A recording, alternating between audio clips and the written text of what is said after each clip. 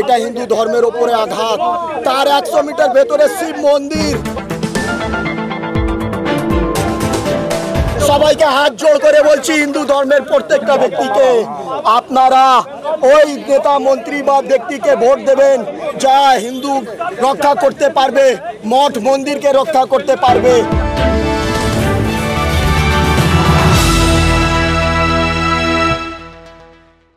বিধানসভার গেটের বাইরে নজিরবিহীন বিক্ষোভ হিন্দু সেবা দলের।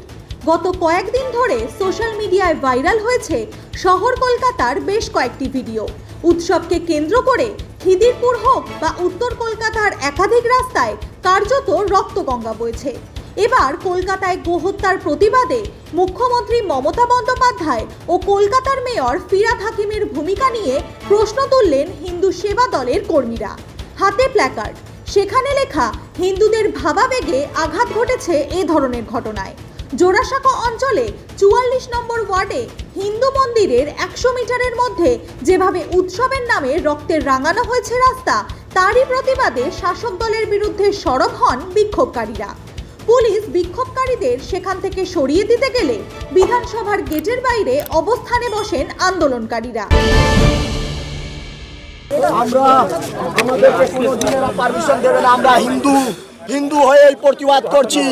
সবাইকে হাত জোড় করে বলছি, হিন্দু ধর্মের প্রত্যেকটা ব্যক্তিকে, আপনারা ওই নেতা মন্ত্রী বা ব্যক্তিকে ভোট দেবেন যা হিন্দু রক্ষা করতে পারবে, মঠ মন্দিরকে রক্ষা করতে পারবে।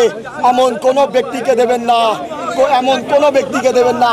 এই রক্ত দেখুন রাস্তায়, জোড়াসাঁকো বিধানসভা 44 নম্বর ওয়ার্ড, 44 নম্বর ওয়ার্ড, কাউন্সিলরের অফিসের সামনে রক্তপাত। এই আমাদের গৌ মাতার রক্তপাত, এটা মেনে নেওয়া যায়? এটা হিন্দু ধর্মের উপরে আঘাত।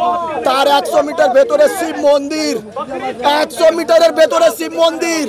ভাবেন আমরা কি কষ্ট পাচ্ছি, ভাবেন আমরা কি কষ্ট পাচ্ছি। এই জন্য এই প্রতিবাদ। যদি মনে হয় গলা কেটে দিতে হবে এই মুখ্যমন্ত্রীকে, নিজের গলা নিজে কেটে ঝুলিয়ে যাবো এইখানে। এত বড় কথা বলছি।